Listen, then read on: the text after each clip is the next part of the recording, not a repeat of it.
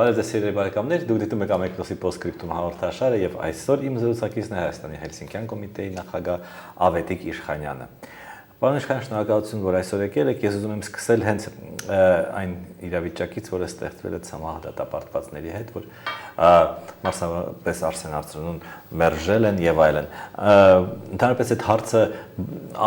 բարբերաբար բարձրացվում է եւ կարծես թե լուծում չկա, որովհետեւ այս հարցում իշխանությունների դիրքորոշումը որքան հասկանամ շատ կոշտ է։ Շնորհակալություն, ցավոք սրտի ճիշտ եք ասում, ՑՄՀ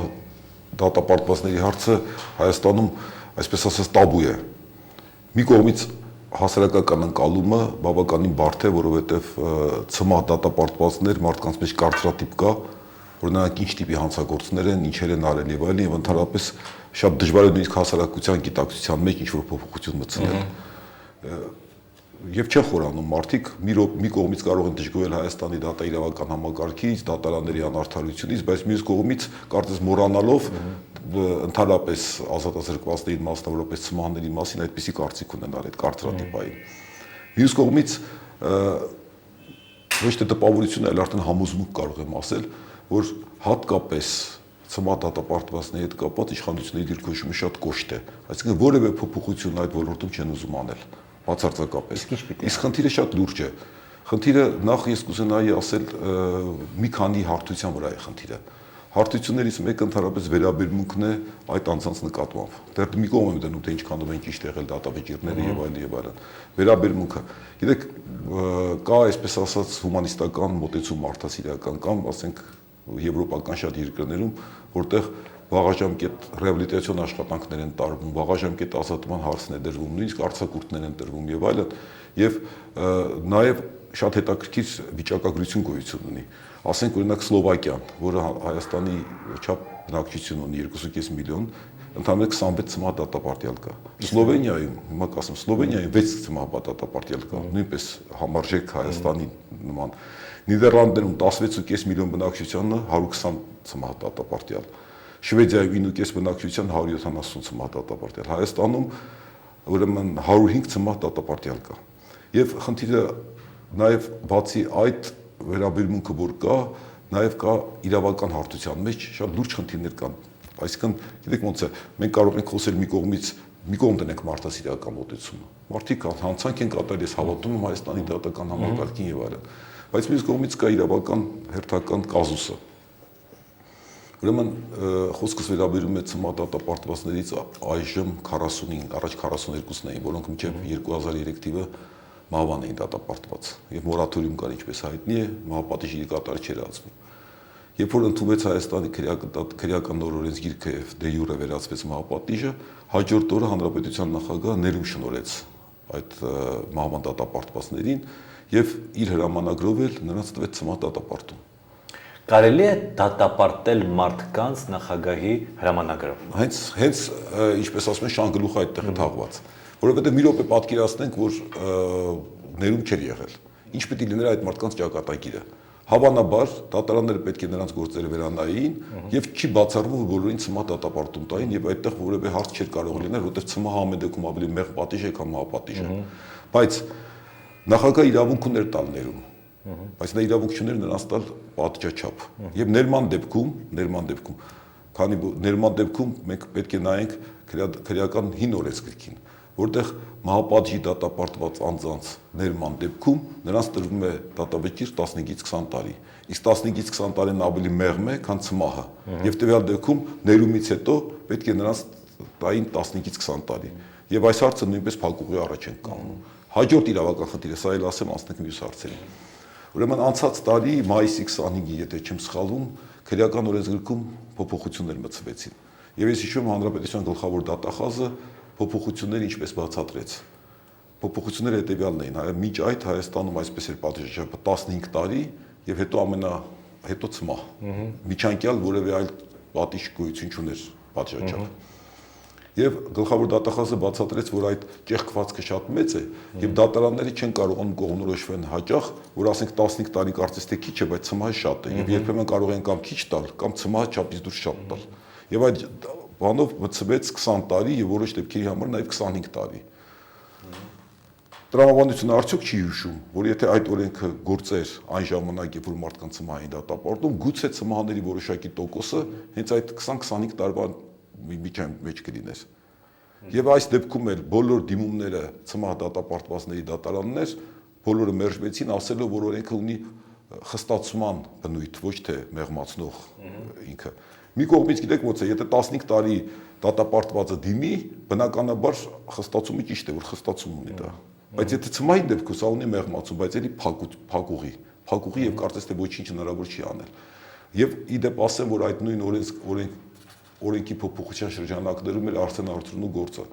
ըստ էության այդ օրենքի փոփոխությունով կրկնահանցագործությունները փոխվեցին, այսինքն մի հանցանք են նայում։ Իսկ Արսեն Արթուրնը փաստորեն այն ժամանակվա հոդվածով երկու հոգու սպանության դրթել առանձին, այսինքն այդ դրանով էր դիտվում։ Եվ ըստ էության փաստորեն այդ օրենքի փոփոխություններից հետո պետք է մի հոգ մեկը հանվեր եւ նա ազատ արձակվեր։ Բայց էլի մենք ունեցանք ես չեմ ուզում ասել դատարանների իշխանության կոշտ վերաբերմունք։ Դատարանները մեր մոտ չկան։ Այո, որովհետեւ դատարանները գիտեք բավականին, այսպես ասած, պատկառելի նոր շենքեր են կառուցվում եւ նոր շենքերի կառուցումը ինձ համար անհասկանալի համարվում է դատարանների անկախության երաշխիք, չգիտեմ, Դավիթ Աշոտի Սիթիի դիմացը կառուցվեց շատ գեղեցիկ շենք։ Վերջերս ես չգիտեմ Վայոց ձորում, երբ որ բացվեց դատարանի շենքը, դա ներկայացվեց որպես հերթական քայլ դեպի դատարանների անկախությունը։ Եվ այդ պատկառելի կարծես թե լսում են ամեն ինչ երբեմն չեն լսում, արդեն գիտեն թե ինչպեսի դատավիճակ պետք է կայացնեն եւ ըստ էության որոշումը հաստատ կայացվել է պատահական չի,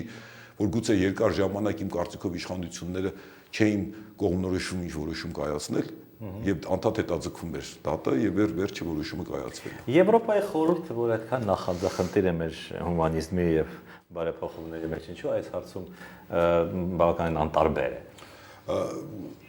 Այստեղ երկու մոտեցում գոյություն ունի։ Մի կողմից կարծես թե այս հարցը նոր է սկսվել Հայաստանում, բարձրացվել է Եվրոպայի խորհրդի առջև,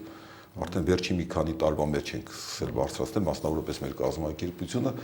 Մյուս կողմից էլ տպավորությունս է այդպեսին, գուցե փոխվի տպավորությունս, որ Եվրոպայի խորհուրդը կարծես բավարարված է, որ շատ երկրներ Եվրոպայի խորհրդի անդամ երկրներ ուղղակի մահապատիժ վերացրել են, որովհետև դրան մահապատիժ համարում է անմարդկային վերաբերումի կյանքի իրավունքի հարց, իսկ այն հարցերում կարծես թե զիջողական տրամադրություններ ունեն։ Լրատվությունից իմանում ենք, որ այսինչ մարդը դատապարտվեց 266 տարվա ազատազրկման։ Այդ ինչի՞ց է այդպես լինում եւ դա արդյոք ավելի լավ է, քան ցմահը։ Հոգեբանական խնդիր կա, դա դատական, այսպես ասած,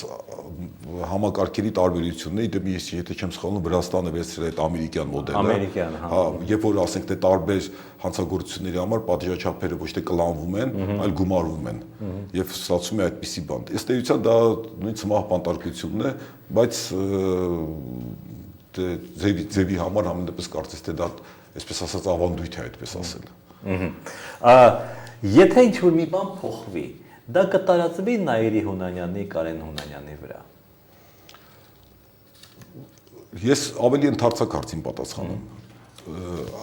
Խնդիրն այն է, որ շատ հաճախ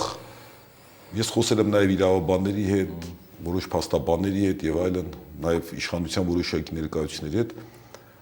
շատերի մեջ անհանգստություն կա, որ եթե ցմահ դատապարտյանների գործերը վերանայվեն եւ ապա դա կլինի որ այ դա անում են, որպեսզի ասենք թե Նաիրի Հունանյանին ազատեն։ Կամ եթե տեսնենք այդ ցմահ դատապարտվածների մեջ կան քաղաքական ենթատեքստով կամ քաղաքական, չգիտեմ ինչպես ասեմ, նստածներ,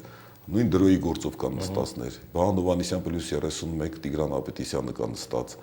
կան նստածներ Արմեն Տեր-Սահակյանի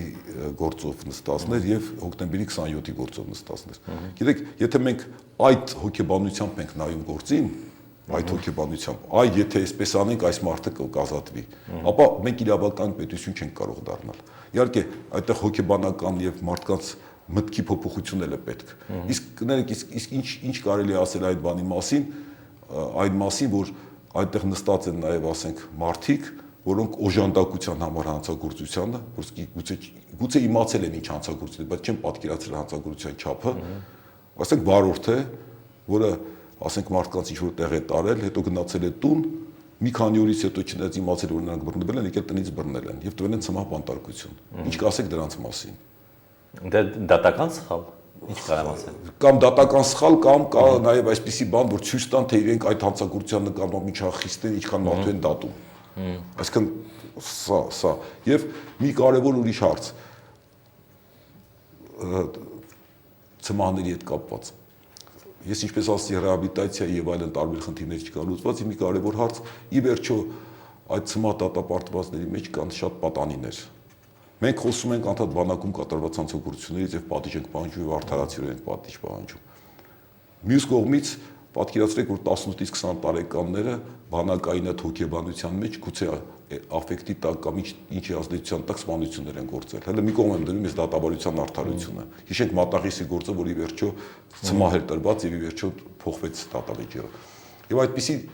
զինվորներ։ Ճիշտ չի լինի արդյոք ինչպես մի շարք երկրներում կա այդպիսի եվրոպական, որ այդ մահապատժի ցենսը բարձրացում մինչև 21 տարի, 20-21 տարի։ Ցմահի, այո, ցմահի։ Սա նույնպես լուրջ խնդիր է։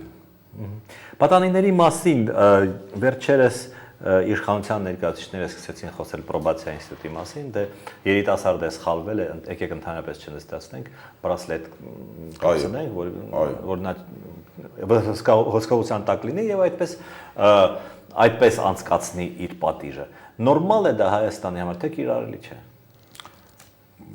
Միջև չփորձարկենք, չենք կարող ասել, մենք հայտնի է, որ մենք ամեն ինչի նկատմամբ արդարացիորեն, կասկածամտորեն ենք վերաբերում, բայց ամեն դեպքում դա ավելի մարդկային պատիժ կարող է լինել, քան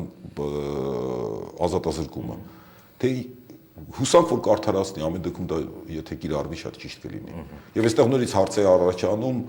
լավ, տնենք մի կողմ, ես ում ասեի, թե այդ կիրառումը նույնպես կարող է ընտրովի լինել։ Հա,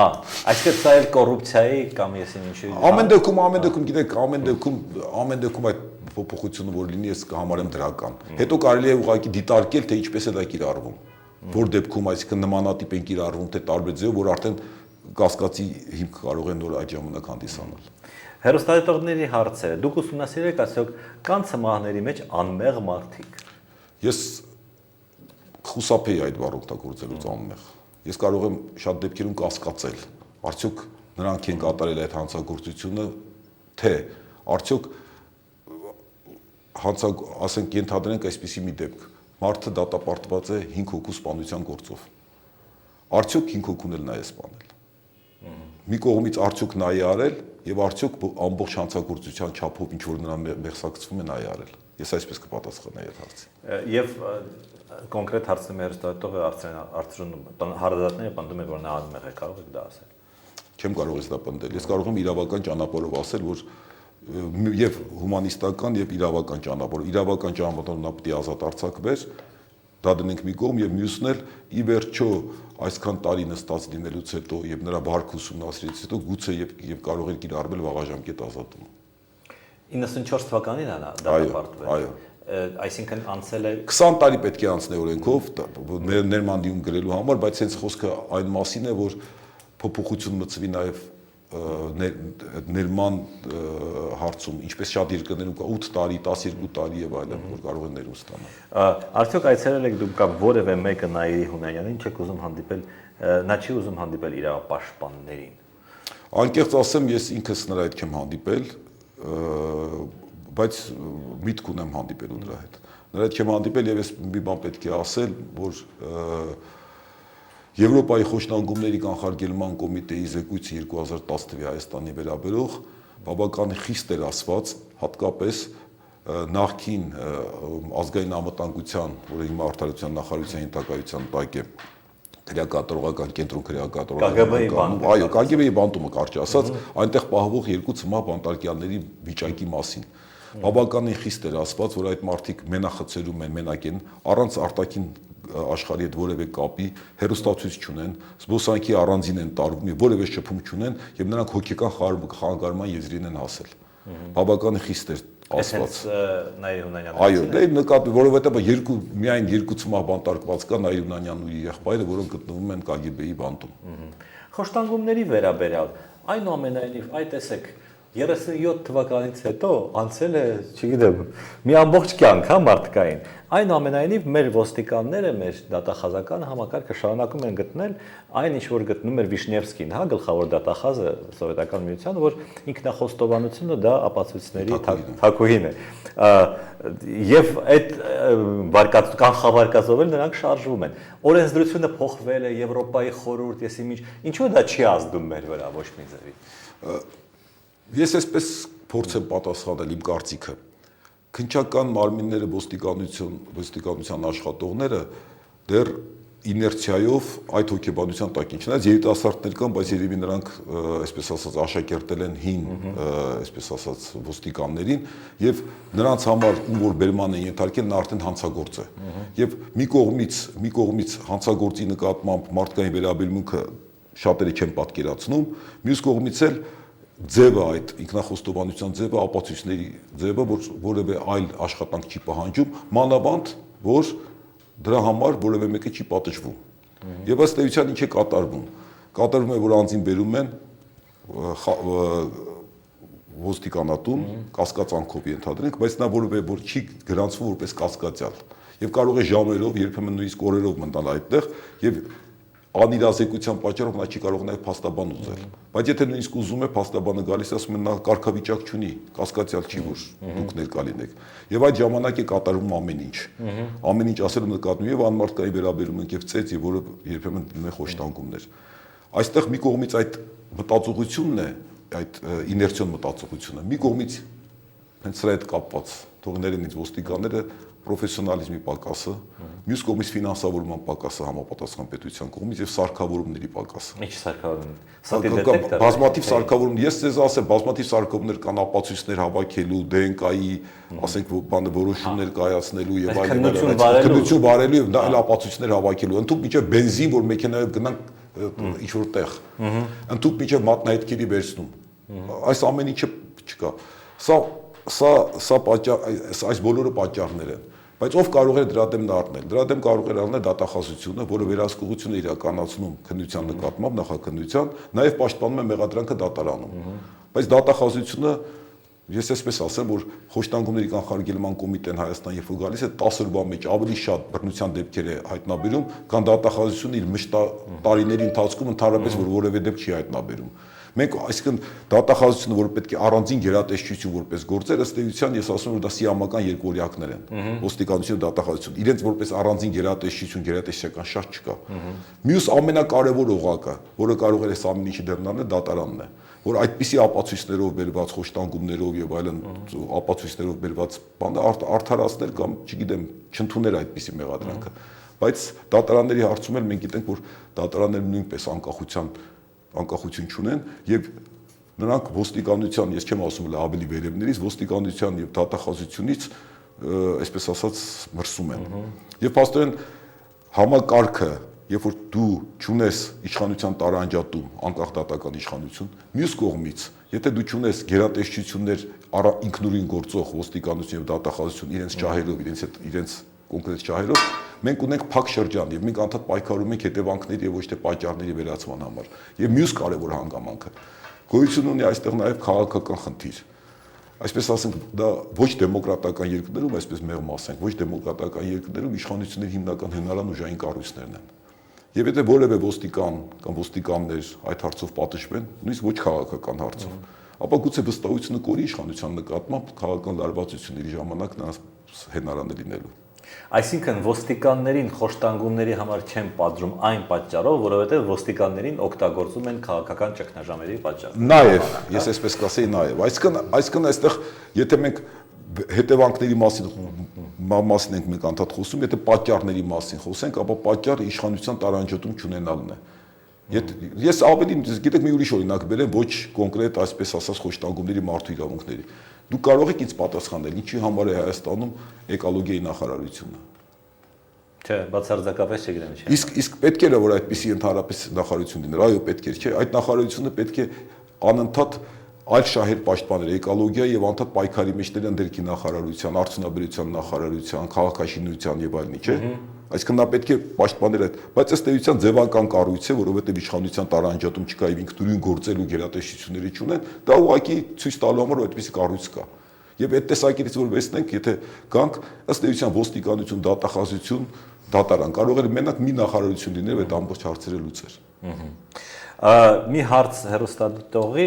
մի քանի անգամ փախոստի դիմաց Ենոքյան էր կարծես։ Այո, Ենոքյան, մեր Ենոքյան։ Ցմահների հարցում ինչ վիճակում է, հարցը ինչ վիճակում է հիմա։ Հարցը ուրեմն արդեն մենք այդ նրա հարցը, նրա գործը մենք բողոքարկել ենք 2003 թվականի նախագահի հրամանագիրը կոնկրետ մեր Ենոքյանի գործով։ Այն ինչ-որ մասին որ ասացի, առաջին Ասիանի դատարանը մերժել է, վերաքննիչը մերժել է, մենք շարունակելու ենք, տեսնենք գնանք մարդու իրավունքների եվրոպական դատարան եւ տեսնենք ինչ է լինելու։ Հուսով ենք, որ սա այլ տեղից կշարժվի, որովհետեւ իսկապես այդտեղ անօրինական որոշում կա։ Եվ մի ուրիշ բան էլ ասեմ, եթե դուք ասացիք անմեղության մասին, մեր Ենոքյանի հետ կապված ես ուղղակի կուզենայի, որ հերոստատիտողի իմանար, բացի այն, որ նա եթե նույնիսկ հանցանք է գործել, համենայնպես նրա գրածները, նրա գրական կյանքը երբ որ կարդում ես, դա մի կողմ դնենք։ Խնդիրն այն է, որ այդ սպանությունը, որ տեղի ունեցել 2 հոգով մեկին, որ սպանել են, նախնական ցուցմունքներից սկսած, նույնիսկ այդ պայմաններով առանց փաստաբանի եւ այլն, մինչեւ դատական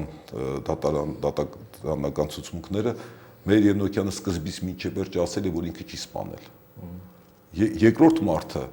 սկզբնական շրջանցումները է, որ ինքն է սպանել, հանկարծ դատավարության ժամանակ փոխել է միտքը եւ ասել է ինքը չի սպանել, մերն է սպանել։ Եվ միայն այդ մի մարդու դատարանում տված ցուցմունքների հիման վրա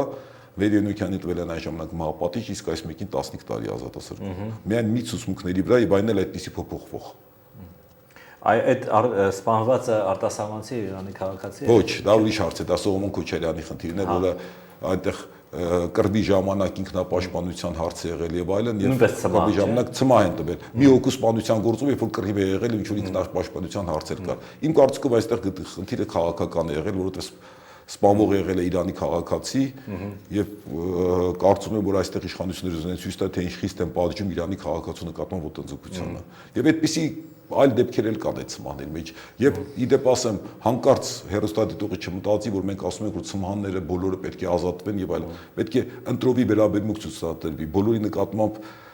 վերանայվեն նրանց գործերը եւ բոլորի հետ կապված պետք է նաեւ ռեաբիլիտացիոն աշխատանք արվի։ Վերջին հարցը իհարկե 1 րոպեում կամ 2 րոպեում դժվար թե պատասխանենք այնուամենայնիվ խնդիրների խնդիրը հա Հայաստանի չէ թե ժողովրդավարության, թե չգիտեմ օրինականության, այն է որ մեր դատարանները անկախ չեն։ Այո։ Այսինքն մեր դատավորները նշանակում է նախագահը, այլ քննարկելու բան չկա։ Իսկ ով պետք է նշանակի, ենթադրենք։ Ձեզ ասեմ, միանգամից ասեմ որ ինձ համար բավականին հետաքրքիր էր, երբ որ հանրապետության նախագահը հրավիրել էր տարբեր նախարարների արտադրության նախարար, ոստիկանապետ, ազգային անվտանգության, ուժայիններին, նաև դատավորներին, Բեճրաբեկ դատարանի նախագահային եւ քրեական գործերով նախագահի պալատին եւ նրանց դիմելով ասում է դուք պետք է անկախ լինեք։ Նախ եթե դատարանները անկախ են, առանձին իշխանություն, նրանք այդտեղ պետք է չլինեին։ Սա մեկ։ Հիմա անցնեմ ձեր հարցին։ Հա, ուրեմն ասեմ ձեզ, որ խնդիրը շատ ավելի խորն է, ով պետք է նշանակի։ Նախ նախագահի նշանակում, այսինքն ստորագրությունը, կարող է լինել զուտ ձևական, այսինքն արտադրության խորհուրդը ունենալ իր անկախություն եւ նախագահի ստորագրությունը լինի ձևական։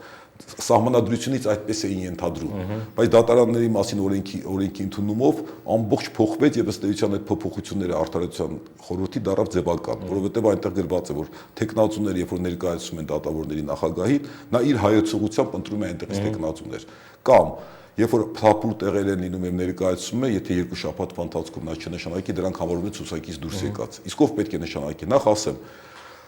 փորձը ցույց է տալիս, որ նախագահական համակարգերում անկախ դատական իշխանություն լինել չի կարող։ Անկախ չէ։ Ֆրանսիայում գիտեք ոնց է, Ֆրանսիայում եթե դուք կարդաք ֆրանսիացի լավագույն մասնագետների գրածները ֆրանսիական արտադրության մասին, ինչ խիստ քննադատության են ենթարկում նրանք իրենց դատական համակարգը համարելու Եվրոպայում ամենավատը։ Եթե դուք ուշադրություն դարձեիք Օլանդի եւ Սարկոզիի բանավեճին, Օլանդը Սարկոզիին մեղադրում էր, որ նրա նախագահության ժամանակ դատարանները